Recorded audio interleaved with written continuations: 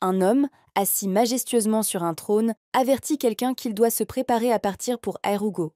Aristine, la première princesse de Sylvanus, regarde sa majesté sans émotion, sans dire un mot. À ce moment-là, les sujets du roi murmurent à l'écart que la princesse doit épouser le barbare pour de l'argent. On dit qu'un tel acte du souverain est trop cruel, puisque son sang coule dans les veines d'Aristine. L'homme affirme que cet événement est une bénédiction pour lui, car le sang noble de sa fille inutile peut au moins être utilisé à bon escient de cette manière. La jeune fille baisse les yeux, réalisant qu'elle va maintenant devoir se rendre dans l'état hostile d'Erugo pour contracter un mariage politique. L'héroïne suivit les conseils de son père sans poser de questions, et entreprit son voyage un mois plus tard. Une fois dans la calèche, Aristine fait un doigt d'honneur par la fenêtre, et ordonne à tout le monde de disparaître de ce monde. Un sourire joyeux illumine le visage de la princesse, et elle regarde le ciel avec bonheur. Après s'être éloignée un peu du palais, la blonde pousse un soupir de soulagement, car elle est enfin libre de sa patrie qu'elle déteste. Le père de l'héroïne est un roi qui adorait tourmenter sa fille de toutes les manières possibles afin d'en faire une gagnante. Un jour, alors qu'Aristine avait 6 ans, elle se réveilla et vit que toute sa chambre était en flammes. Si la jeune fille avait hésité à ce moment-là et n'avait pas pu s'échapper, elle serait morte. Ce jour-là, le roi regarda la princesse avec des yeux fous. Elle ressemblait à un morceau de charbon. L'homme qui a verrouillé toutes les fenêtres et allumé le feu était le père du personnage principal. Quand elle a compris qui avait mis sa vie en danger, la jeune fille a cessé de se soucier de ses brûlures. Elle ne ressentait plus que la douleur qui venait de son cœur. Après cet incident, Aristina a été séparée de sa jeune sœur. L'héroïne passa 10 ans en captivité, et ce temps fut suffisant pour que son cœur se consume de douleur. La princesse se touche la tête, pensant que durant cette période, elle a pu entrevoir sa vie antérieure. L'héroïne regarde par la fenêtre, inquiète de laisser sa jeune sœur, Ronelle, seule dans cet endroit. Aristina repousse ses pensées, réalisant qu'elle doit maintenant penser à son avenir. La jeune fille commence à se souvenir de ce qu'elle sait de l'état d'Erugo. Erugo est une terre de barbares, entourée de démons, un lieu où règne le feu et le fer. Les barbares ne sont ni des hommes ni des démons, mais des créatures unies. Aristine se souvient des paroles de son père à propos du fait qu'elle dormait dans le même lit qu'un homme lié à un démon. La princesse comprend que son père était mécontent qu'ils aient réussi à éviter une guerre avec un État qui leur était hostile. Pendant longtemps, tout le monde a cru que Sylvanus était un pays conquérant. Mais le territoire d'Aerugo n'était pas conquis, alors le roi décida de s'en emparer. Cependant, cette bataille se solda par la défaite du pays conquérant. Et la raison de cette perte était le futur époux du personnage principal, Tarkan. Sylvanus proposa une trêve, estimant que toute nouvelle action militaire n'entraînerait que des pertes. Aerugo savait que la guerre serait un fardeau pour le pays. Ils proposèrent donc un mariage de convenance, c'est-à-dire une alliance entre les États. Cependant, la trêve ne fut conclue que pour gagner du temps, car le roi n'avait aucune intention de mettre fin à la guerre. Sa Majesté prévoyait de briser la détermination des adversaires à vaincre, puis de reprendre la guerre et d'occuper le territoire. Si la princesse meurt, sa mort retombera sur les épaules d'Aerugo. Et alors, déclarer la guerre au pays, après s'être unis par les liens du mariage, deviendra un devoir moral. Le personnage principal sourit à ses pensées, imaginant la surprise du roi si celui qu'il veut tuer lui réserve une surprise de taille. Pour que le plan de la jeune fille fonctionne, elle doit établir la coopération d'une seule personne, son mari. Aristina se tient devant une table dressée sur laquelle sont disposées diverses sucreries et différents types de thé. La princesse remarque que toutes les personnes derrière elle la regardent attentivement et sourit. Dès l'instant où la blonde fut envoyée en voyage en calèche au lieu de passer par un portail, elle commença à soupçonner que quelque chose clochait. La jeune fille touche sa main, devenue insensible après 10 jours passés sans interruption dans le wagon. La blonde se souvient du comportement maladroit des chevaliers qui ont frappé à sa fenêtre alors qu'elle changeait une robe inconfortable. Pour une raison inconnue, on a demandé à la princesse de descendre immédiatement du véhicule, et des desserts avaient même été préparés. Une des filles qui se tiennent à côté d'Aristina l'invite à s'asseoir à table. La jeune fille s'assoit calmement, réalisant que le moment n'est pas encore venu et qu'elle doit encore patienter un peu. L'héroïne regarde son reflet dans la tasse et voit que l'eau commence à se troubler. Une des servantes verse soudain de l'eau bouillante sur la princesse, arborant un sourire triomphant. Aristina s'effondre au sol et une grave brûlure apparaît sur sa joue gauche. La jeune fille en robe violette, feignant le regret, présente ses excuses à son Altesse, puis sourit en disant que c'était un accident. Les gens commencent à commenter le corps mouillé de l'héroïne, faisant remarquer qu'une telle apparence convient à une épouse barbare. Tout autour se met à scintiller et à miroiter des couleurs de l'arc-en-ciel. Les remous et la turbidité disparaissent de la tasse de thé de la princesse, et désormais elle ne reflète plus que son expression sereine. Autrefois, le roi attendait de sa fille qu'elle possède un don appelé l'œil du roi. Ce don permet à son détenteur de voir le passé, le présent et l'avenir. Le personnage principal se rend compte que le lieu et les vêtements correspondent à ce qu'elle a vu à travers la tasse. Ce que la blonde perçoit au-delà des apparences se produira assurément dans le futur. Une jeune fille en robe violette s'approche avec enthousiasme de la princesse, portant un plateau sur lequel se trouve une carafe d'eau chaude. Au moment où la servante est tout près d'Aristine, l'héroïne tourne brusquement son regard vers elle. La jeune fille commence à tomber sous l'effet de la surprise et cette même cruche vole vers elle. La bonne se met à hurler de douleur lorsque de l'eau chaude destinée à quelqu'un d'autre lui éclabousse le visage. À côté de la jeune fille, une autre femme hurle, horrifiée par l'apparence actuelle de Lady Brody. La princesse observe les événements sans faire preuve de nationalisme, réalisant que l'avenir qu'elle entrevoyait grâce au regard du roi a complètement changé. Une jeune fille aux cheveux roux accourt vers l'héroïne et lui demande comment cela s'est produit. La blonde regarde la rousse avec ses yeux innocents, sans comprendre pourquoi on lui pose cette question. Aristina dit qu'elle vient de se lever de son siège. La princesse demande de ne pas parler comme si l'eau s'était répandue par sa faute. La rousse est gênée par les paroles de l'héroïne, ne comprenant pas pourquoi cette personne stupide parle avec autant d'aisance. La jeune fille s'apprête à partir, mais Aristina l'arrête, lui disant qu'il pourrait avoir besoin d'elle comme nounou. À ce moment-là, Lady Brody se met à pleurer encore plus fort car elle aura désormais une cicatrice sur le visage. L'entourage tente de rassurer la victime, en lui disant qu'à leur arrivée à Erugo, ils appelleront un médecin. Cependant, la bonne pleure encore plus fort car il lui faudra encore 2 semaines pour arriver à destination. Aristina observe attentivement les filles, songeant à la façon dont elles harcèlent les autres, sans se permettre l'idée qu'elles puissent elles-mêmes en souffrir. Grâce à cette situation, ces femmes comprendront enfin qu'elles peuvent se retrouver dans la même situation que leurs victimes. Au départ, le personnage principal avait prévu de rejoindre calmement un autre État. Mais la scène qu'elle a vue à travers les yeux du roi lui a fait changer d'avis. La princesse ne peut pas utiliser son pouvoir à volonté. Si elle restait immobile, elle se blesserait. La rousse regarde la blonde, pensant qu'après 10 ans d'emprisonnement, elle est devenue vraiment folle. La jeune fille est toutefois surprise qu'Aristina, sans avoir reçu une éducation adéquate, puisse se comporter avec autant d'élégance à table. La rousse reprend rapidement ses esprits, ne comprenant pas comment elle avait pu laisser libre cours à de telles pensées. La dame repense avec anxiété à l'ordre de Sa Majesté, consciente qu'il n'a pas encore été possible de l'exécuter. Les vêtements de la princesse tombent à terre, et ils commencent à les piétiner, salissant ainsi les pieds de la jeune fille aux cheveux roux. La jeune fille sourit, disant que désormais l'héroïne devra porter les vêtements des pauvres, puisque les derniers vêtements de son Altesse sont devenus inutilisables. À ce moment-là, Aristine ramasse rapidement ses vêtements éparpillés sur le sol et court se réfugier dans sa calèche. La rousse regarde la blonde qui regarde par la fenêtre, l'air perplexe. La princesse referme rapidement les rideaux, se cachant dans son véhicule et se dissimulant aux regards indiscrets. Par un tel comportement, la fille du roi sème la confusion parmi les dames qui observent la scène. Après ce jour, les domestiques sont devenus plus hésitantes dans leurs actes d'intimidation. Les filles étaient tout simplement capricieuses et essayaient d'abîmer les vêtements de la princesse de différentes manières. Assise dans la calèche, Aristine rit des tentatives pathétiques des servantes pour la harceler. La blonde décrit en privé ce niveau d'intimidation comme plutôt agréable, car elle n'a plus à porter de robe serrée et inconfortable.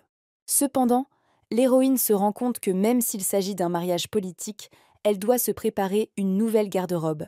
Parmi les robes restées en bon état, seules celles que la blonde portait en captivité ont été conservées.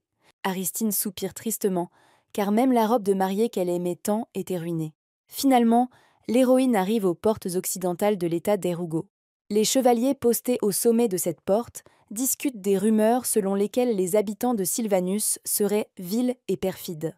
Un homme aux cheveux violets et portant une cicatrice sur la joue déclare avec enthousiasme que la princesse s'évanouira en les voyant. L'homme aux cheveux roux interrompt la conversation des camarades, les avertissant qu'une délégation d'un autre État est arrivée à leur porte. Antère, chevalier de Sylvanus, qui a accompagné son Altesse tout au long du voyage, salue les envoyés d'Erugo.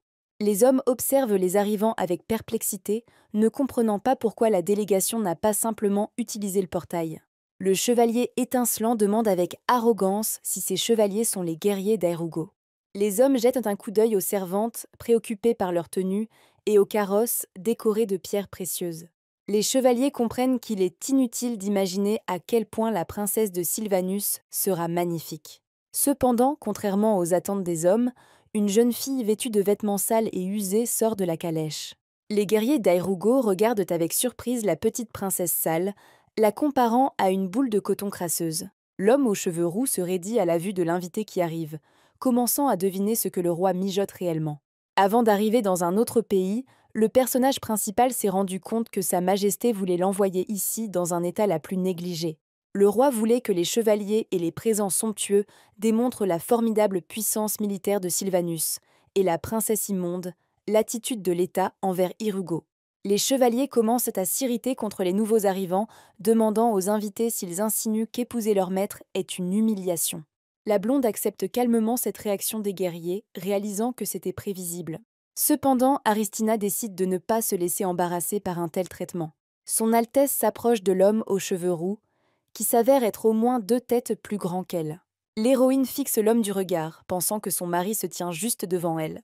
La jeune fille en était arrivée à cette conclusion, car on lui avait dit auparavant que Tarkan l'attendrait à la porte d'entrée. En observant la posture de cet homme et ce qu'il représente, Aristina comprend qu'il occupe le plus haut rang à Aerugo. L'homme aux cheveux roux s'incline devant la princesse et lui souhaite la bienvenue sur leur terre. La blonde est agréablement surprise par la courtoisie de l'homme et se réjouit qu'il ne soit pas gêné par son apparence. Cependant, son Altesse est gênée par le fait que l'homme aux cheveux roux lui parle avec trop de politesse, comme s'il était d'un rang inférieur au sien. À ce moment-là, l'homme se présente comme Durand et déclare avoir été chargé d'accompagner la princesse. Les yeux d'Aristine s'écarquillent de surprise, car elle était certaine que c'était son mari qui se tenait devant elle. La blonde se met à regarder autour d'elle et demande où est son futur mari, ce à quoi on lui répond qu'il est parti à la chasse. La princesse sourit à cette réponse, réalisant que sa vie conjugale avec Tarkan ne sera pas très heureuse. L'héroïne affirme avec assurance au guerrier d'Airigo que son futur époux est très gêné par elle.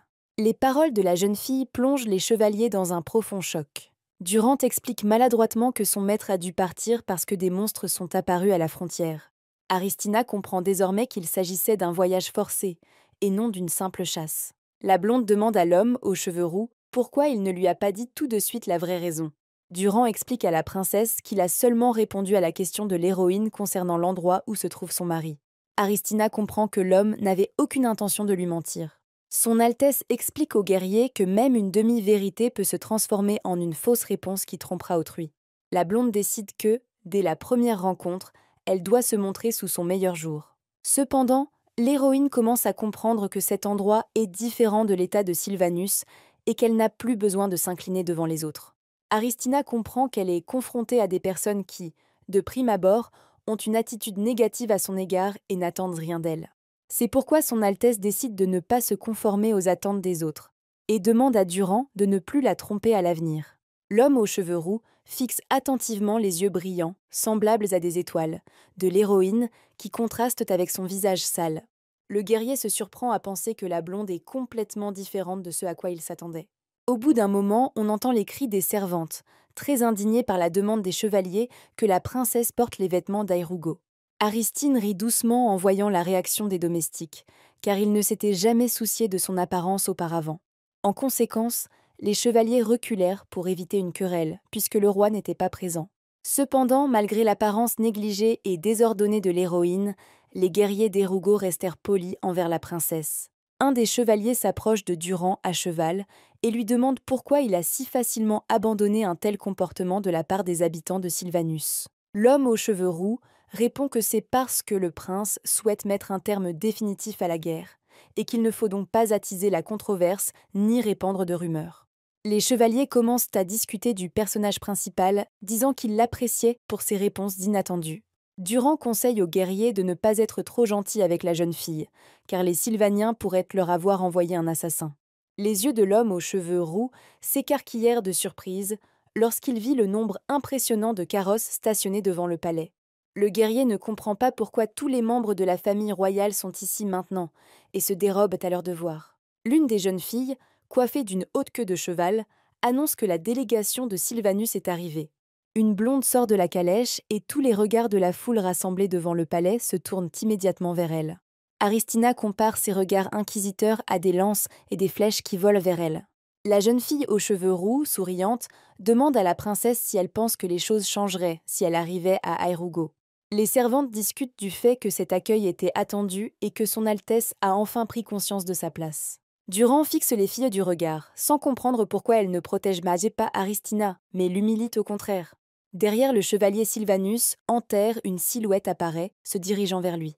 L'étranger passe devant le Sylvanien et lui arrache des mains le précieux tissu de soie. L'homme crie à l'intrus que c'est un matériau précieux qui ne peut être échangé même contre un coffre en or.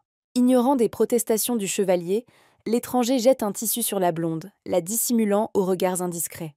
La princesse est soulevée dans leurs bras, mais surprise, elle tente de se dégager, en vain. Aristine tente de descendre, mais cesse lorsqu'elle entend la voix forte d'un homme qui ordonne que tous les objets de valeur soient remis à sa fiancée. Son Altesse contemple avec enchantement les yeux étincelants de son futur époux, tels des rayons de soleil. La jeune fille observe le visage de Tarkan, pensant que tous les habitants d'Hyrule sont très grands.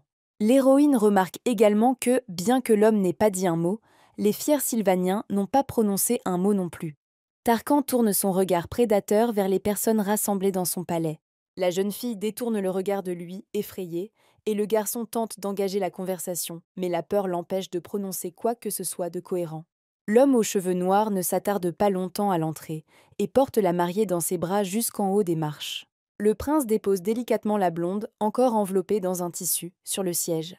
Takran avertit la princesse de ne pas se méprendre, car il l'a aidée parce qu'il n'aimait pas que ses frères et sœurs colportent des ragots à son sujet. Dans son discours, l'homme insiste particulièrement sur le fait qu'il n'a pas agi ainsi en raison de la beauté de sa fiancée. Aristina comprend les paroles de son fiancé, car elle serait plus surprise s'il l'appréciait sous son apparence actuelle.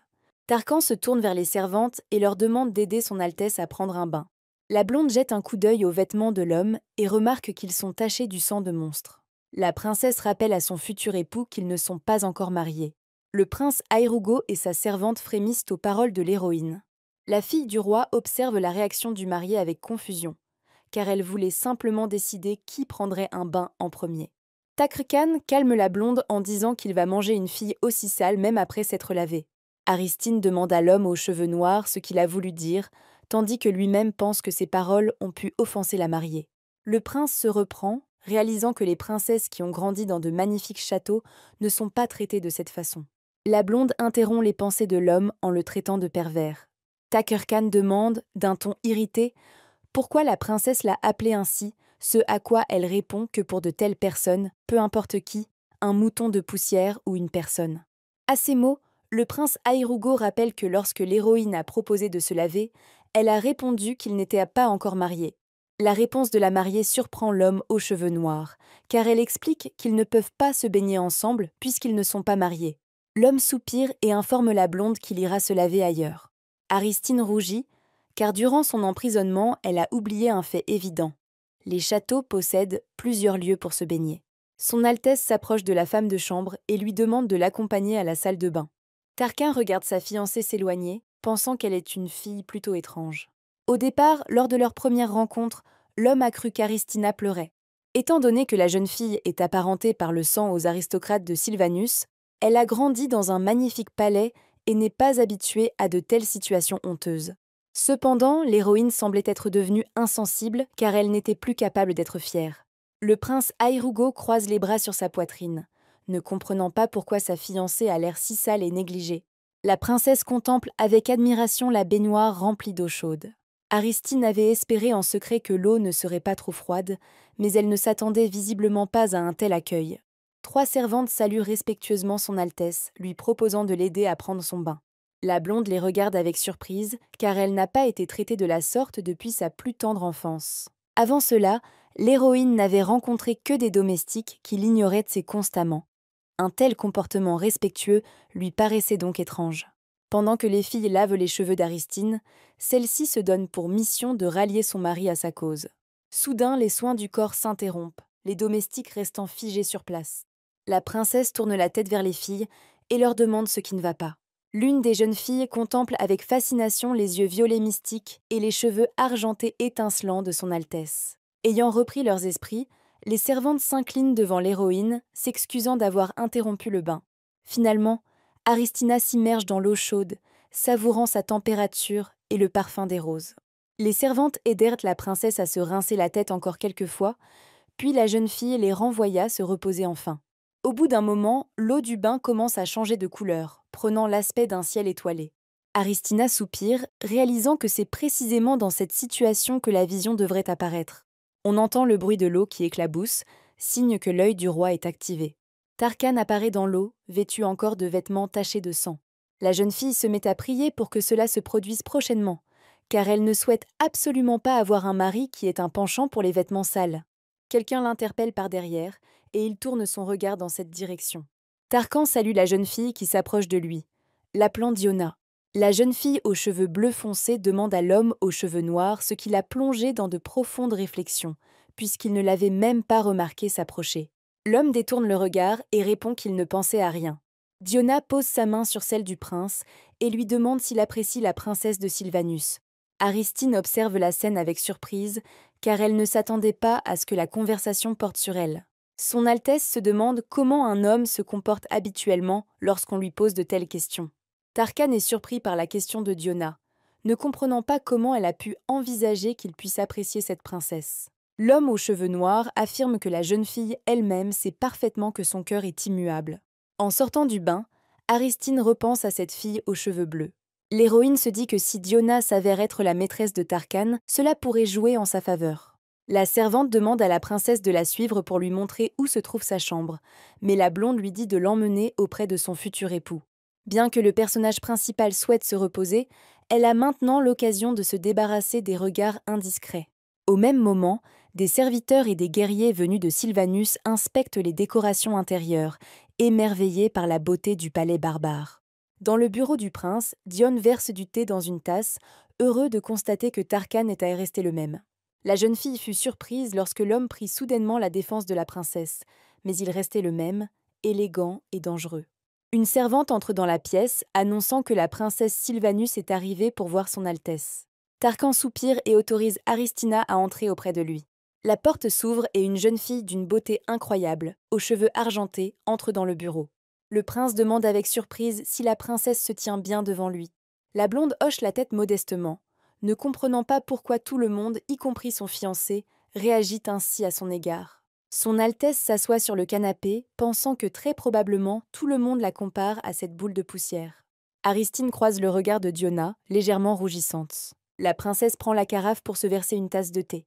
Voyant ce mouvement, Diona se lève d'un bond et s'excuse auprès de l'héroïne, craignant qu'elle ne pense qu'on l'ignore. La jeune fille aux cheveux bleus salue son Altesse et se présente. À ce moment-là, Diona se souvient de sa joie de voir que ce n'était pas la deuxième princesse, réputée pour sa beauté, qui venait à eux, mais à présent, il n'y avait plus aucune raison de se réjouir. Tarkan se tourne vers la jeune fille aux cheveux bleus et lui dit qu'elle peut être libre. La jeune fille pince les lèvres et son corps se met à trembler de colère. Malgré cela, Diona s'incline respectueusement devant la princesse avant de partir. Le prince s'assoit sur le canapé en face du personnage principal et lui demande pourquoi elle est venue le voir. Son Altesse explique qu'elle est venue le voir parce qu'ils vont bientôt se marier et qu'elle souhaite passer du temps avec lui. Aristina se dit avec indignation que ce n'est pas elle qui s'est portée volontaire pour épouser cet homme. L'instant d'après, les yeux de la jeune fille s'ouvrent en grand et un rougissement apparaît sur ses joues. L'héroïne contemple le thé, se réjouissant car c'est le thé le plus délicieux et de la plus haute qualité qu'elle ait jamais bu. Bien que la blonde ne soit pas venue ici de son plein gré, elle ne pensait pas se sentir aussi bien.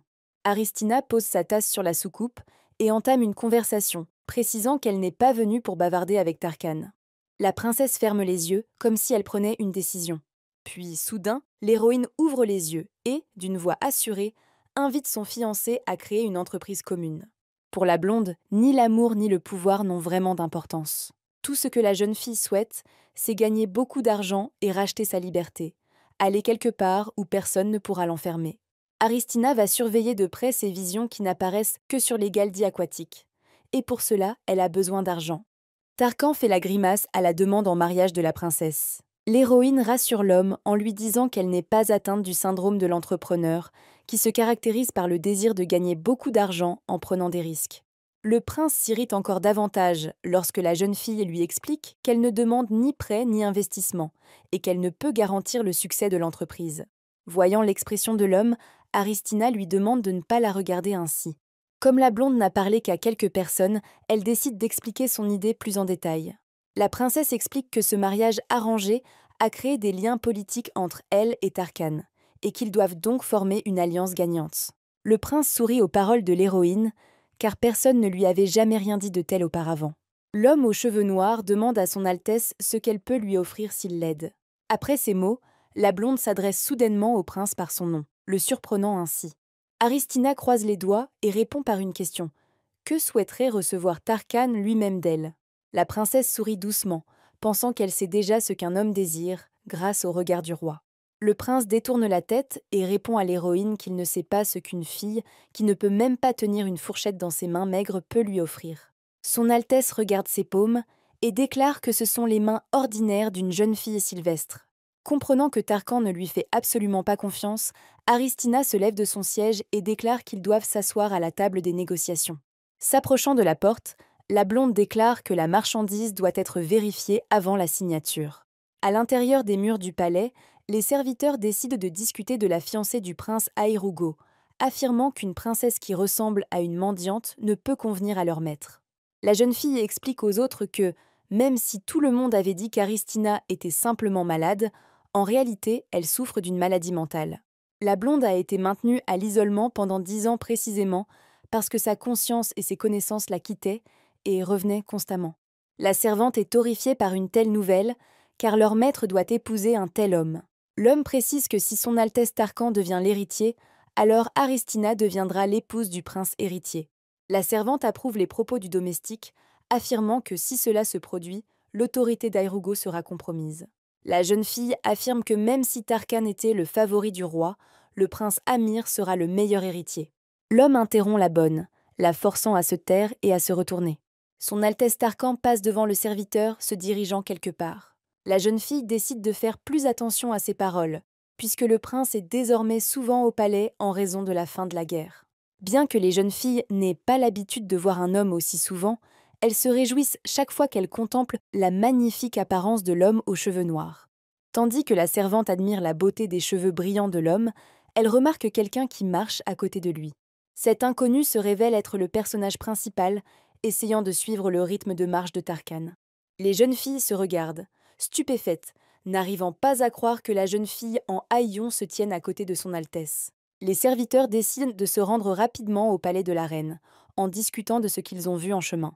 Le roi Aïrougo, souverain des plaines de sang et de monstres de fer, à Nefther, est informé que la princesse souhaite le rencontrer. La rencontre officielle avec la délégation de Sylvanus n'aura lieu que demain. Aussi l'homme ne comprend-il pas pourquoi la jeune fille a décidé de le rencontrer maintenant.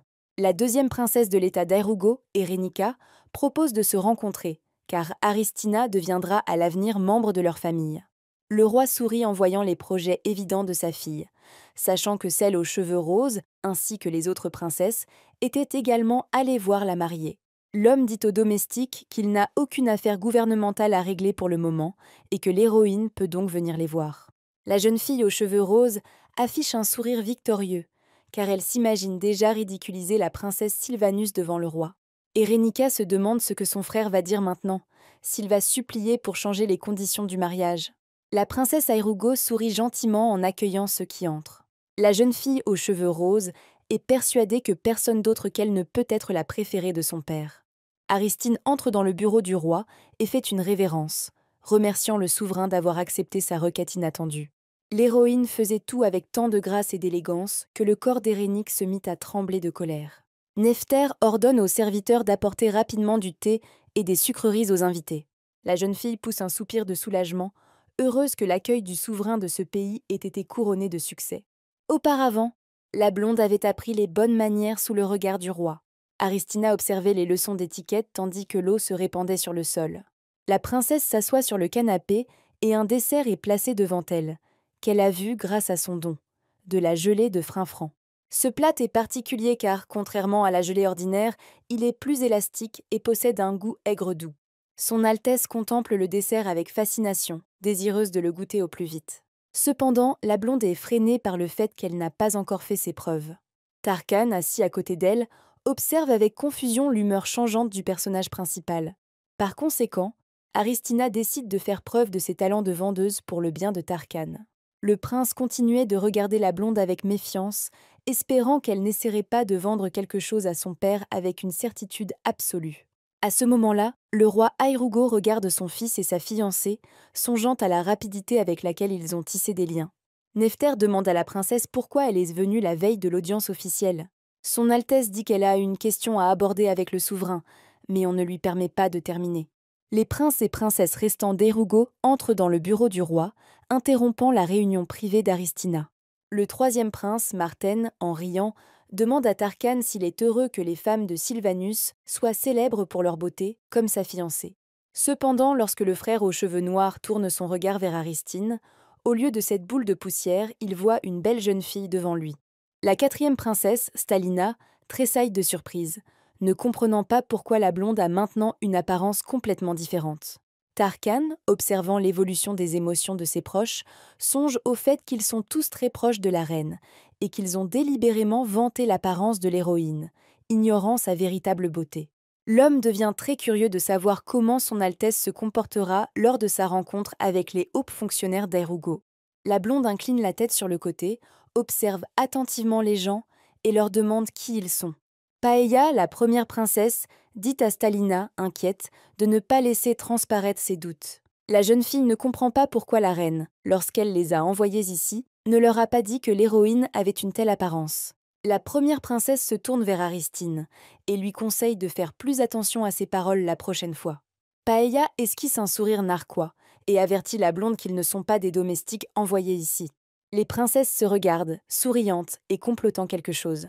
Les filles commencent à discuter entre elles, expliquant que leurs attentes étaient trop élevées car Aristina ne connaît pas les règles élémentaires de l'étiquette.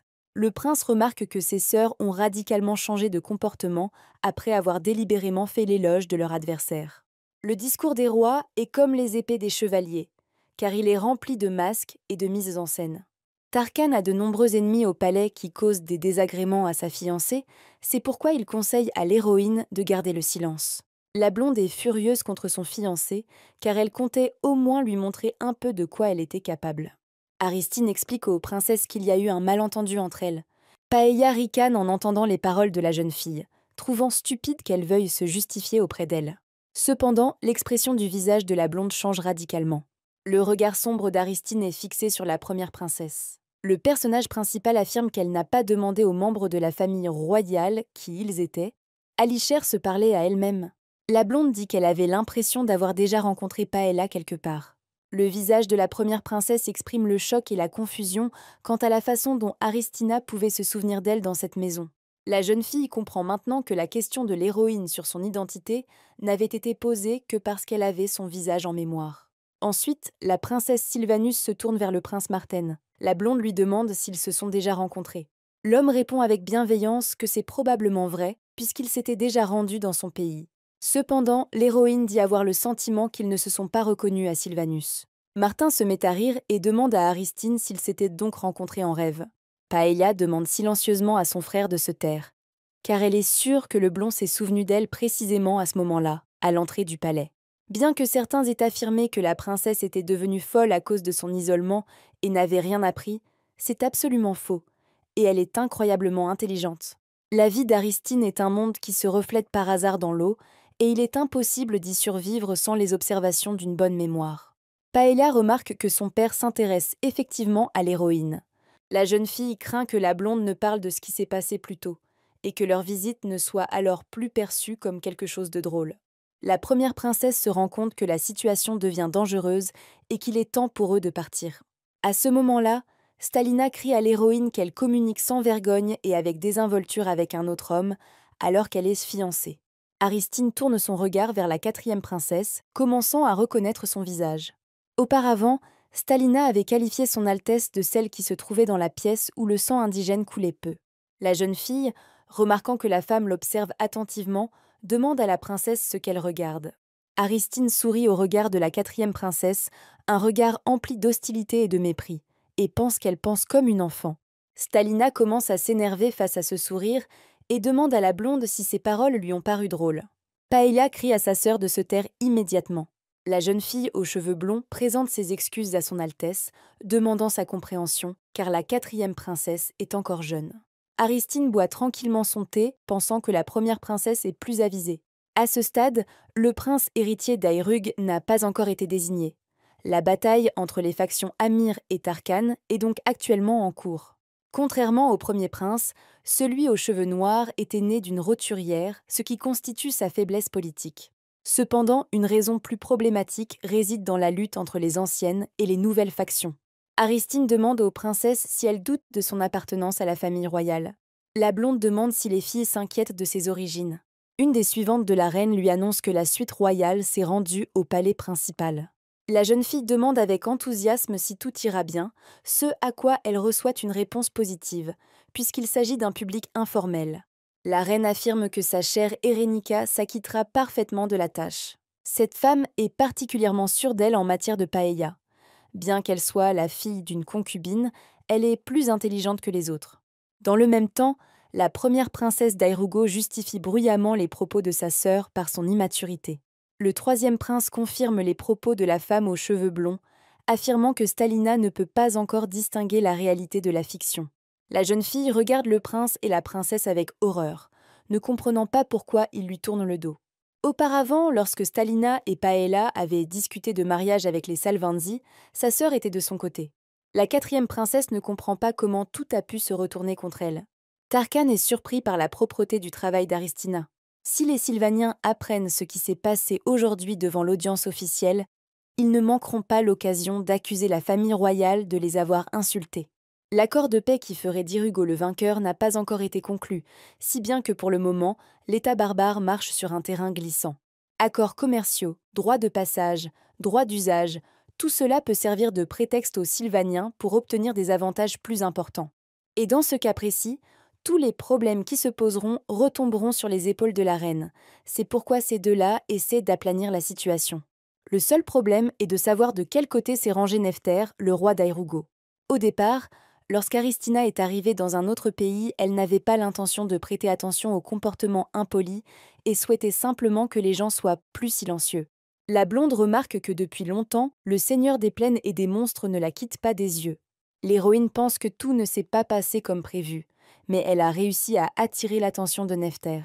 La princesse se dit que cela lui posera problème si elle commence à réprimander les filles du souverain, et que le mépris envers le roi ne jouera pas non plus en sa faveur. Aristine sourit à Nephter, lui montrant qu'il n'a aucune raison de la craindre.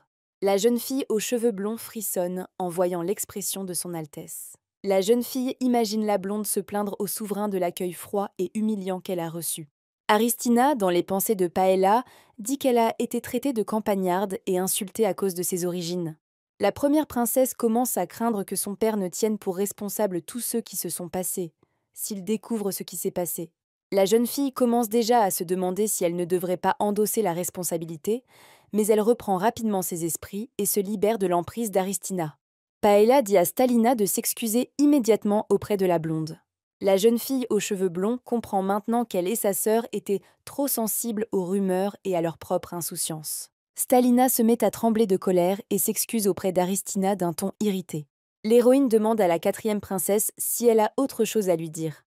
Paella regarde sa sœur avec colère, mais son visage ne trahit aucun remords. La blonde se souvient des paroles de Stalina lorsqu'elle l'a traitée de roturière. La femme aux cheveux blonds répète à la princesse Aerugo qu'elle doit présenter des excuses sincères pour Aristina. Voyant que Stalina est restée figée sur place, Paella lui demande de s'expliquer si elle ne veut pas admettre son erreur. La jeune fille s'agenouille et incline la tête, présentant ses sincères excuses à l'héroïne. Takurkan se tourne vers la blonde, curieux de savoir comment la jeune fille a réagi aux excuses de sa sœur. Au lieu de la réaction de plaisir attendue, l'homme voit de la joie et de la fierté sur le visage d'Aristina, qui le regarde. L'homme aux cheveux noirs est très surpris, car il s'était toujours imaginé les Sylvaniens comme doux et vulnérables. Tarkan sourit, pensant que la jeune fille ressemble à celle qui a porté la princesse du pays au pouvoir en quelques mots seulement. Aristine remarque que le prince a apprécié ce qui est arrivé à sa sœur, et elle réalise maintenant qu'il existe de nombreux désaccords entre eux. Cependant, la situation ne s'arrête pas là, car l'héroïne décide d'aller au fond des choses. La blonde s'approche de la quatrième princesse et lui dit qu'elle ne s'attendait pas à ce que les choses se passent ainsi. Stalina lève la tête, regarde l'héroïne et se souvient qu'elle ne l'a jamais insultée ni ne lui a demandé d'excuses.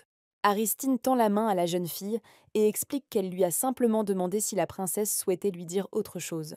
L'héroïne dit qu'elle se sent mal à l'aise de voir la princesse agenouillée et de lui demander de se relever rapidement. Stalina regarde la jeune fille avec du désespoir dans les yeux, se sentant absolument supérieure en tout. La seule pensée qui lui reste en tête, c'est que le blond ressemble à son père. Le roi sourit devant l'intelligence d'Aristine, car elle sait habilement tirer profit de sa position. Les actions de l'héroïne étaient audacieuses et non moins calculées, tout en restant dans les limites de la décence. Le souverain d'Airugo ordonne aux invités inattendus d'arrêter de faire du désordre et leur demande de s'asseoir. Le prince et la princesse échangent un regard, réalisant qu'ils ont agi avec trop d'imprudence. Soudain, Erenika se lève de son siège, déclarant que son père a raison et qu'ils se sont comportés de manière si impolie en cette journée si joyeuse. Paella regarde sa sœur avec hostilité, affirmant qu'elle a fait preuve d'hypocrisie en choisissant une position qui l'arrange. La jeune fille aux cheveux roses poursuit en disant qu'elle sera très triste si, après une telle farce, Aristine ne les apprécie plus. Le personnage principal observe attentivement Erenika, remarquant sa silhouette fragile, son teint clair et ses yeux turquoise identiques à ceux du roi. La jeune fille est la fille de la reine, ce qui signifie qu'elle est la sœur cadette d'Amira et la deuxième princesse d'Airigo. La jeune fille aux cheveux roses s'approche d'Aristine et lui demande de l'appeler Tina. Après cette demande, un sourire serpentin se dessine sur le visage de la jeune fille. En entendant son nom raccourci, la blonde est frappée par l'idée d'avoir un enfant. Dans sa petite enfance, l'héroïne entretenait une bonne relation avec une fille aux cheveux couleur soleil. Avec de tendres souvenirs, Aristina accepte sans hésiter avec joie la demande d'Erenika. La deuxième princesse affiche un large sourire, ravie que la blonde lui ait permis de l'appeler par son prénom court. L'héroïne explique à la jeune fille aux cheveux roses qu'elle ressemble à sa petite sœur qui est très belle et mignonne. À l'époque où la deuxième princesse de Sylvanus était bébé, Aristine veillait toujours sur elle. Pour la blonde, sa sœur restait douce même lorsque, à cause d'elle, l'héroïne se retrouvait captive. Les filles sont assises et bavardent gentiment, et celle aux cheveux roses est heureuse d'avoir réussi à se faufiler entre les héros. Erenika se dit qu'elle est douce et belle d'avoir protégé Aristine de ses méchants parents. La princesse s'adresse à l'héroïne et lui dit de la contacter si quelque chose la mécontente au palais. Une pensée amusante traverse l'esprit de la blonde. Si celle aux cheveux roses est prête à tout aider, alors elle peut aussi l'aider dans ses devoirs conjugaux. La jeune fille sourit gentiment et remercie Erenik, sans formalité. Après cela, la princesse se couvre la bouche en s'excusant et demande si elle peut s'adresser à la personne royale de manière informelle. La fille de la reine répond maladroitement que cette demande la déconcerte, mais au fond d'elle, elle est en colère contre les paroles d'Aristin. La blonde explique qu'elle a mal compris la jeune fille, pensant qu'elle pourrait ne pas respecter les règles de bienséance étant donné leur proximité. Sylvanka dit qu'elle ne comprend pas très bien ces formalités, c'est pourquoi elle a cru qu'elles étaient devenues sœurs. Erenika fait un geste de la main et sourit maladroitement, affirmant que l'héroïne a raison. L'héroïne demande à nouveau avec enthousiasme à la jeune fille si elle accepte alors un mode de communication informel. La jeune fille aux cheveux roses commence à être vraiment agacée que la princesse ne comprenne même pas le moindre indice, comme si elle n'avait communiqué qu'avec des murs toute sa vie.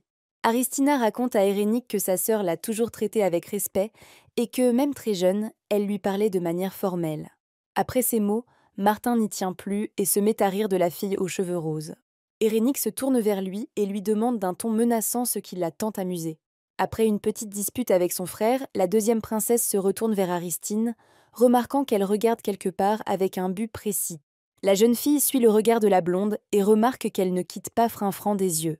Erenika se rend compte que l'héroïne ignore que si cette gelée est apportée à son père, celui-ci la lui donne toujours. La jeune fille aux cheveux roses fait une jolie grimace et dit de la même voix qu'elle adore ce plat. La seconde princesse affirme que le roi peut, comme d'habitude, lui donner sa part. Cependant, après ces mots, le silence se fait dans la salle et toute l'attention se porte sur la gelée tendue au souverain. Au lieu d'essayer elle-même le frinfran, Aristina décida de l'offrir à Neftera. La blonde regarde le seigneur des plaines monstrueuses avec ses yeux innocents, lui demandant d'ouvrir la bouche. L'homme demande avec surprise si la princesse veut le nourrir. L'héroïne se tourne vers le roi, l'appelant père, et répond par l'affirmative à sa question. Erenika frappe la table du poing, traitant Tina de folle et lui demandant de faire attention à ses paroles. Tarkan explique à sa sœur qu'après le mariage, la blonde fera partie de leur famille. Il est donc judicieux de s'adresser directement à la souveraine de cette manière. L'homme aux cheveux noirs dit qu'il est étrange d'entendre Erenika s'indigner à ce sujet. La jeune fille hésite à cause des paroles de son frère, car elle avait auparavant considéré l'héroïne comme un membre de sa famille. Aristina prévient Nephter que si cela ne lui plaît pas, elle changera de comportement. Au lieu de répondre, le seigneur des plaines monstrueuses mange la gelée qu'on lui offre sur une fourchette. Tous les domestiques restent figés de surprise, ne comprenant pas ce qu'ils viennent de voir. Les employés du palais ne comprennent pas comment le grand roi de métal et de sang peut faire de telles choses. Après avoir terminé son frin-franc, l'homme dit à la blonde qu'elle peut l'appeler son père. Les paroles de Nephter firent rougir le personnage principal. Les domestiques discutent du fait que Sa Majesté a mangé un dessert qu'il n'avait jamais touché auparavant. Erenika regarde la princesse Sylvanus avec stupeur, désormais certaine que la jeune fille connaît le secret de son père. Aristine continue avec enthousiasme à nourrir le roi Frinfran. Les enfants de Sa Majesté observent la scène avec surprise, se demandant combien de temps encore le souverain d'Airugo pourra supporter. La blonde demande avec intérêt à Nephter s'il aime le dessert. L'homme transpire à cause de la question de la jeune fille et réfléchit longuement à sa réponse. Finalement, le roi déclare que le dessert est très savoureux. Tarkan est surpris par la réponse de son père et lui demande, par geste, ce qu'il est advenu de sa fierté et de sa grandeur. Nephter détourne simplement le regard et continue de mâcher la gelée. Aristine regarde Frinfran, pensant qu'il est plutôt difficile à séduire. Cependant, l'héroïne avait auparavant vu sa jeune sœur faire la même chose pour leur père. En observant le roi, la blonde apprit à soulever l'argile avec une fourchette. La petite fille essaya d'attirer l'attention du roi, mais lorsqu'elle comprit qu'il n'avait pas besoin de sa fille, mais de ses compétences, elle renonça à ses tentatives. Soudain, on entend frapper du côté où Erenika est assise. La tasse de thé de la jeune fille, qui était apparemment déséquilibrée, lui a glissé des mains par accident. La jeune fille aux cheveux roses crie sur les serviteurs, les réprimandant de lui avoir apporté une tasse non testée. Paella est surprise que la jeune fille, qui d'habitude soigne son apparence, ait élevé la voix. Aristine se laisse distraire et la gelée glisse accidentellement de la fourchette, atterrissant dans la soucoupe. En voyant Frinfran à terre, la jeune fille se dit qu'elle ne pourrait certainement pas se comporter ainsi avec son père. Sa Majesté possède un secret que ni les serviteurs ni même Tarkan ne connaissent. Ce n'était pas pour rien que la fille aux cheveux roses mangeait la gelée du roi à chaque fois. En réalité, son poignet droit était blessé. Bien que cette blessure n'ait aucune incidence sur sa vie, elle pourrait facilement engendrer des troubles en temps de guerre. Une blessure peut provoquer des troubles parmi la population et saper le moral des soldats. Et comme les aliments glissants tels que la gelée pouvaient éveiller les soupçons, il a choisi de les éviter. Seuls les médecins traitants et la princesse Erenika connaissent ce secret. Un jour, lorsqu'un serviteur apporta Frinfran au roi, celui-ci le repoussa en disant qu'il donnait la gelée à la deuxième princesse. Suite à cela, des rumeurs commencèrent à circuler selon lesquelles la princesse était si douce qu'elle avait adouci le roi, pourtant si sérieux. On disait que, parmi les princesses, le souverain préférait Erenik. Et c'est précisément ce qui peut devenir un soutien fiable pour le prince Amir et la reine. Voici le plan de la jeune fille, consolider la position de son frère et s'assurer que tout le monde la considère comme la préférée de son père. Aristine pense que si la fille aux cheveux roses veut protéger le secret de Nephter, elle devrait simplement la laisser le nourrir. La blonde regarde son fiancé et réalise qu'elle avait raison de penser que, pour le Tarkan ignorant du danger, ses actions sembleraient injustifiées. L'héroïne tourne son regard en arrière, pensant qu'il n'y a rien de plus triste que de ne pas pouvoir manger son plat préféré. La princesse tente de comprendre si l'homme a raison d'être en colère parce qu'il est traité comme un enfant. Bien que la jeune fille soit habituée à la communication formelle, elle ignore comment son interlocuteur pourrait réagir dans une telle situation. Nephter finit par rompre le silence et déclare que, même s'il n'est pas à l'origine de ce mariage, il en est néanmoins satisfait. Le roi demande à l'héroïne ce qu'elle veut pour l'avoir fait rire. Les yeux d'Aristine s'écarquillèrent de surprise lorsque le souverain posa cette question en s'adressant à elle par son surnom, Tina. Pour la première fois de sa vie, la princesse s'entendit enfin appelée par un diminutif. L'homme remarque le choc de la blonde et lui demande si c'est trop pour elle. La jeune fille touche timidement ses doigts, se persuadant qu'elle ne devrait pas y accorder trop d'importance. Cependant, au fond d'elle-même, elle sent que le roi est véritablement devenu un père pour elle, et elle lui confie qu'elle est très heureuse. Aristina sourit largement et lui rappelle les paroles de Nephter à propos de son désir, ajoutant qu'il a vu juste. Les serviteurs sont surpris par les remarques informelles faites à l'égard du souverain. La blonde pense que même si elle a nourri l'homme, parce qu'elle voyait les choses à travers ses yeux, elle-même ne s'attendait pas à oser faire une chose pareille. Nephter demande au personnage principal ce qu'elle désire, précisant qu'il s'agit probablement de terres regorgeant de pierres précieuses. Aristine regarde Tarkan, lui montrant qu'elle est prête à lui révéler le véritable but de sa visite. L'héroïne déclare d'un ton assuré qu'elle veut laver Aerugo de sa réputation de pays de barbares. Tous ceux qui étaient réunis dans le bureau du roi regardèrent la princesse avec stupeur, n'en croyant pas leurs oreilles. La blonde et ses compétences représentent exactement le genre de contrat qu'il faut signer sans même en lire les termes.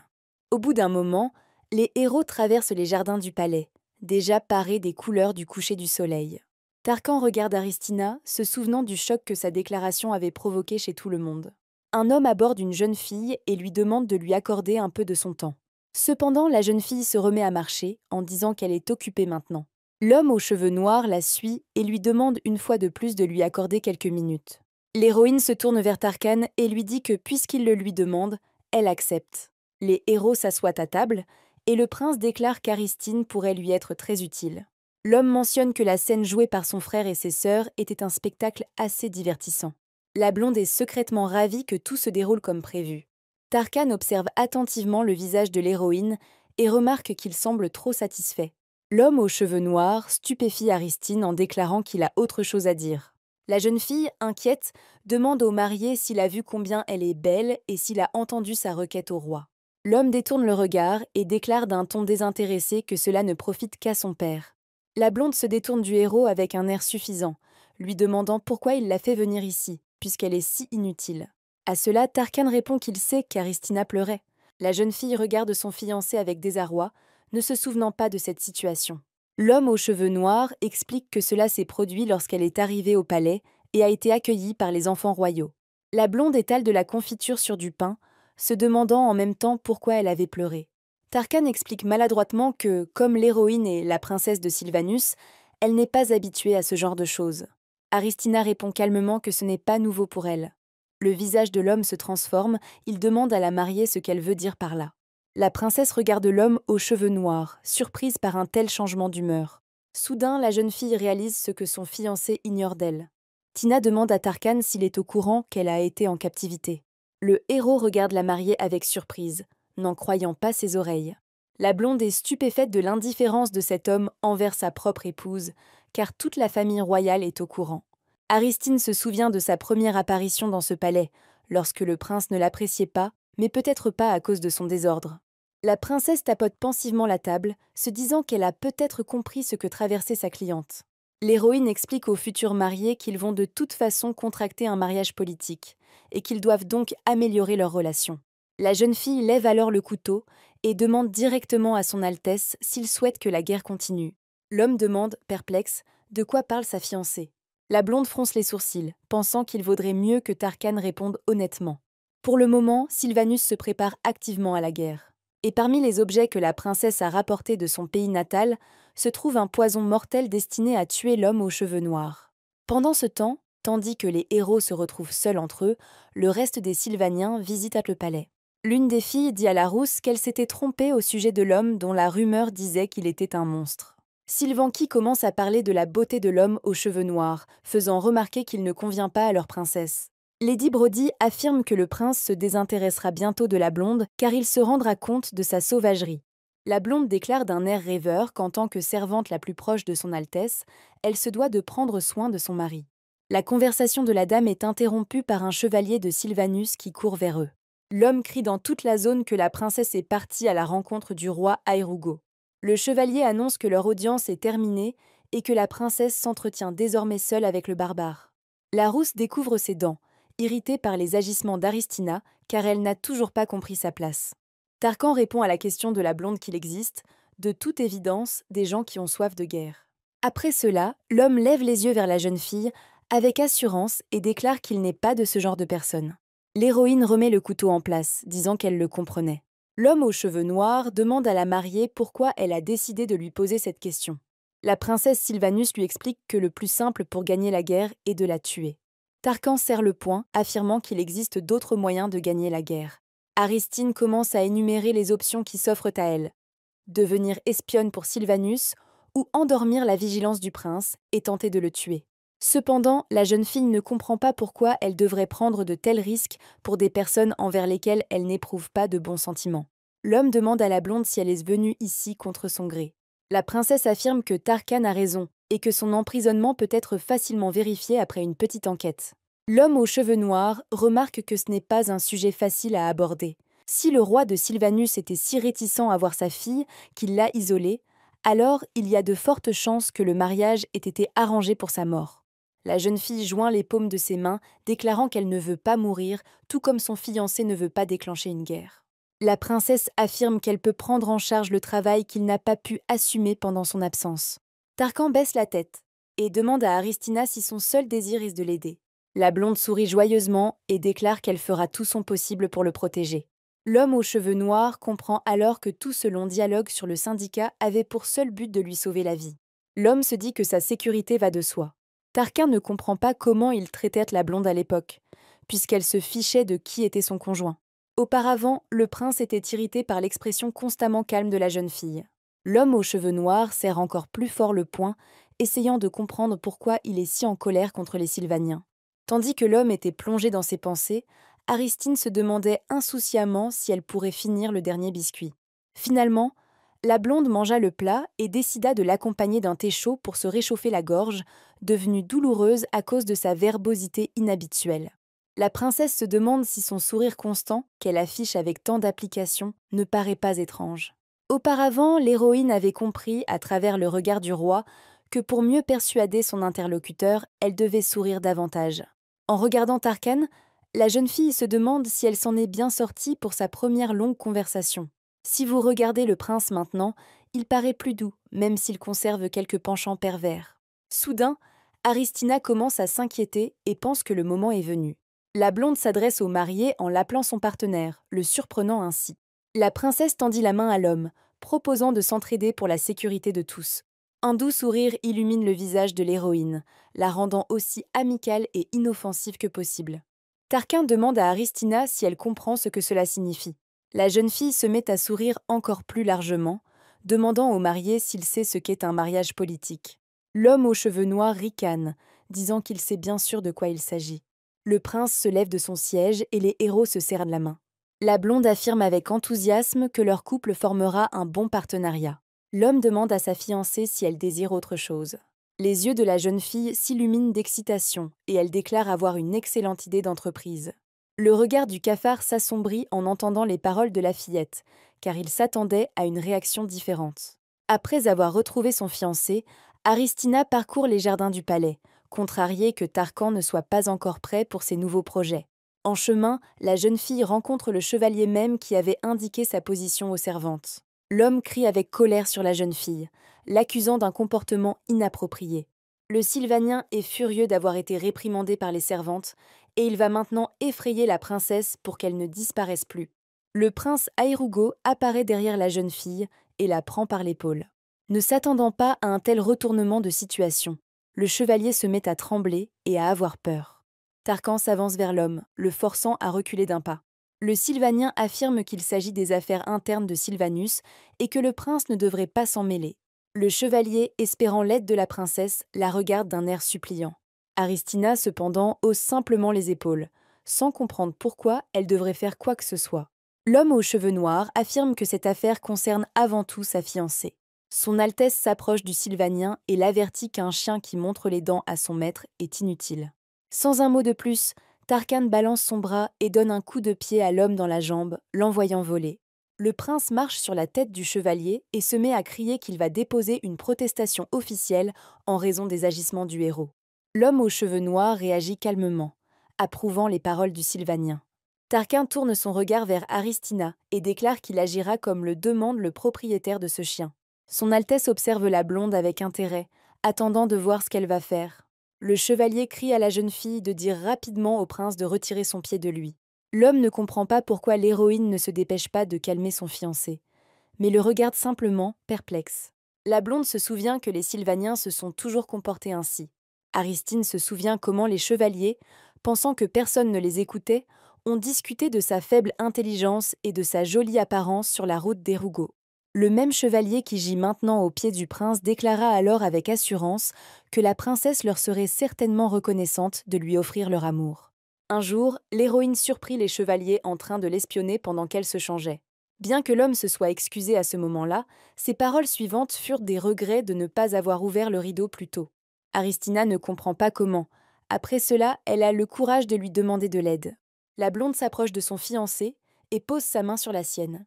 La jeune fille affirme que mari et femme ne font qu'un seul corps et une seule action. Après ces mots, l'héroïne esquisse un sourire menaçant et demande à Tarkan de marcher à nouveau sur le prince. Les deux hommes sont très surpris par la réponse de la princesse. Le prince regarde alors Aristine d'un air mystérieux, déclarant qu'il fera ce que sa fiancée souhaite. Sans prévenir, le chevalier détourne son regard de Tarkan pour se tourner vers le blond, lui demandant de ne pas faire cela. L'homme lève la jambe par-dessus le corps du Sylvanien et un cri strident retentit dans tout le palais. Après avoir réglé son compte au chevalier, l'homme aux cheveux noirs demande au serviteur de l'enfermer en prison. L'héroïne examine attentivement sa paume, se souvenant de la force de la main du marié. La princesse en conclut que, puisque Tarkan est un guerrier, il lui a été facile de se débarrasser du chevalier. Le prince remarque un regard brûlant posé sur son dos et se retourne.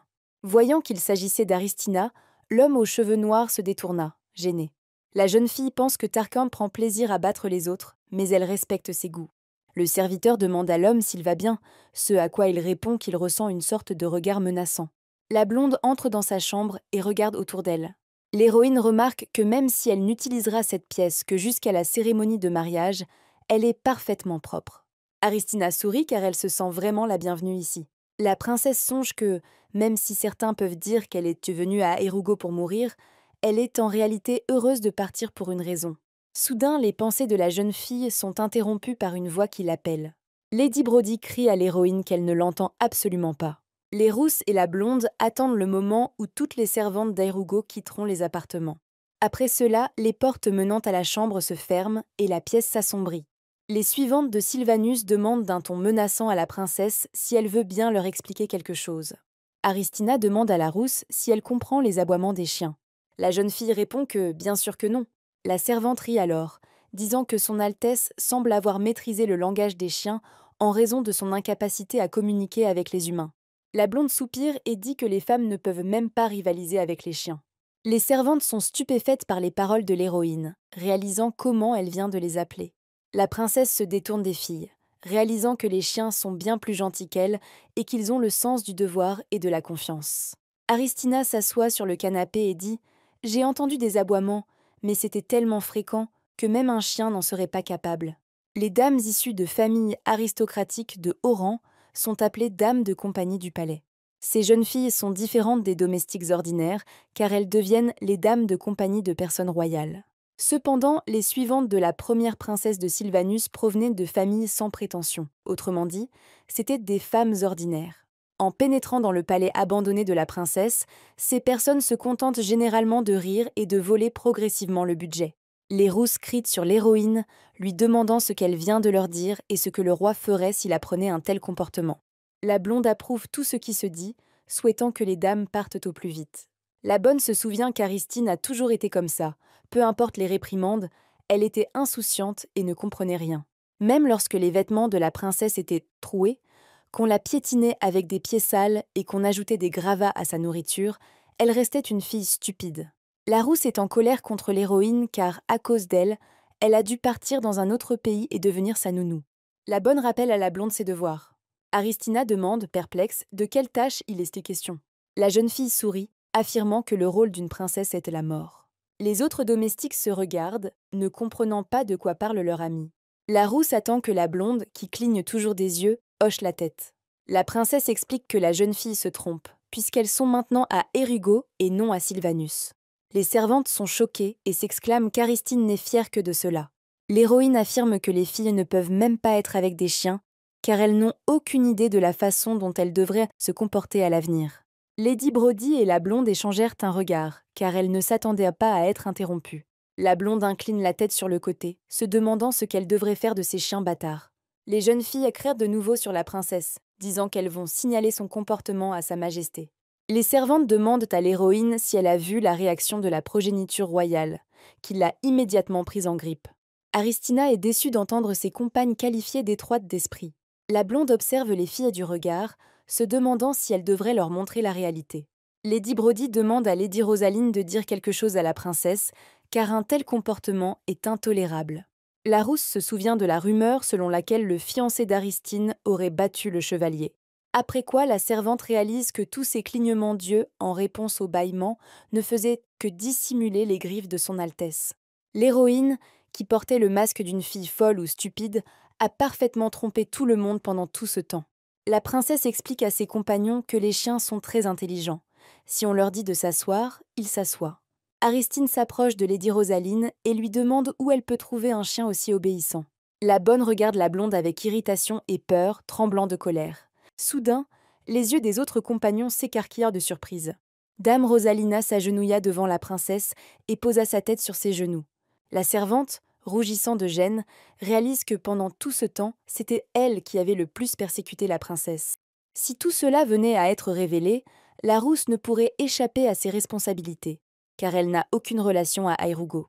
Les filles restent bouche bée lorsqu'elles entendent leur amie aboyer à côté de son Altesse. Aristine regarde avec satisfaction Lady Rosaline, qui a changé de position si rapidement. La blonde se tourne vers la bonne et lui dit que c'est un geste très gentil, puisqu'elle a maintenant un chien. La rousse émet un autre aboiement, décidant que si elle devait faire quelque chose, elle devait le faire à fond. La blonde se prend la tête entre les mains, ne comprenant pas ce qui arrive à son amie. La princesse donne une balle à son chien dans sa gueule, et celui-ci parvient à la retenir. Aristine félicite la jeune fille pour cela, affirmant qu'elle peut être en réalité très gentille. Rosalina comprend que même si rien ne peut être changé, elle est prête à faire beaucoup pour survivre. La blonde confie à la bonne qu'elle veut faire d'elle un chien de chasse. La rousse esquisse un sourire narquois, car ce comportement lui conviendrait mieux que d'être mignonne. Rosalina va rapporter le trophée que sa maîtresse désire, et une fois que tout le gibier sera attrapé, Aristina sera sa seule cible. La princesse dit au chien qu'elle veut voir ses talents de chasseur, mais qu'avant cela, elle va encore un peu jouer avec lui. La jeune fille esquisse alors un sourire gêné, prête à s'humilier une fois de plus devant sa maîtresse. Parallèlement, Tarkan se trouve sur le terrain d'entraînement d'Airugo. L'homme se souvient de ce que les gens disaient de ses origines, et que Kaimr serait le prochain prince héritier. L'homme aux cheveux noirs coupe une feuille qui vole au loin pour chasser les pensées parasites. Bien que son Altesse n'ait pas honte de ses origines, le mariage avec la famille sylvanienne est une façon pour le roi de compenser la faiblesse politique de Tarkan. Le prince comprend que la lutte pour le trône devient de plus en plus sérieuse et qu'une bataille est inévitable. Durand s'approche du héros et l'informe que tous les guerriers se sont rassemblés et lui demande de venir dans la salle de réunion. Lorsque les hommes quittent le terrain de parade, les statues, du fait de l'entraînement qui a eu lieu, sont réduites en miettes. Tarkan prend place et annonce que la réunion a commencé. L'un des présents suggère de commencer par un rapport sur le cadavre d'un monstre découvert la veille. Cet homme affirme qu'on leur demande de déplacer le traitement des pierres magiques, extraites dans l'Est. Des informations en provenance du Sud font également état d'une augmentation du nombre de monstres. L'homme propose de procéder à un grand nettoyage avant l'arrivée de l'hiver. Puis, lors d'une réunion, la conversation dérive sur la princesse de Sylvanus, et chacun se met à discuter de sa personnalité. Cependant, un tel prince apaise rapidement ces sujets d'un seul mot. Tarkan s'adresse au même homme qui a signalé la découverte du cadavre du monstre, l'appelant Jacqualen. Le prince demande à Jacquelen s'il a découvert pourquoi Aristine était isolée. L'homme affirme qu'auparavant, avant l'arrivée de la blonde, il avait rédigé un rapport contenant des informations la concernant. Cependant, son Altesse déclara ensuite que c'était un bon combustible et le brûla entièrement dans la cheminée. Tarkan se demande si ce que Jacquelen vient de lui raconter s'est réellement produit. L'homme poursuit en racontant que le prince l'avait menacé de le brûler comme du bois de chauffage s'il perdait son temps avec des choses insignifiantes. Face à une telle réaction, l'homme aux cheveux noirs comprend que cela pourrait vraiment arriver. Jacquelen, offensé, se met à pleurer encore plus fort, jetant sur la table le document contenant le rapport sur les monstres. Le prince demande que les nouvelles concernant la princesse ne soient bien sûr plus retardées à l'avenir et qu'elles lui soient communiquées immédiatement. Tous les regards se tournèrent vers Tarkan, surpris, ne croyant pas qu'il ait changé l'ordre. Jacquelen commence à penser que, lorsque les héros se sont rencontrés de leur vivant, Aristina a commencé à apprécier son Altesse. L'homme aux cheveux noirs précise que la blonde est une clé importante et qu'il doit tout savoir d'elle, car la guerre n'est pas encore terminée. Après cela, le prince demande où se trouve le général Mukali, et on lui répond qu'il est parti inspecter la ligne de front ouest. Tarkan demande à être informé du retour du général au palais. Au bout d'un moment, l'homme aux cheveux noirs va donner d'autres ordres à ses serviteurs. L'assemblée se tendit lorsque le prince marqua une longue pause. Les hommes décident qu'ils accepteront n'importe quel ordre de Sa Majesté et qu'ils traverseront le feu et l'eau pour l'exécuter. Tarkan demande à contacter un chef pâtissier expérimenté. Tous répondent à l'unisson qu'ils accéderont immédiatement à la demande. Cependant, par la suite, tout le monde comprend ce que l'homme aux cheveux noirs vient de dire.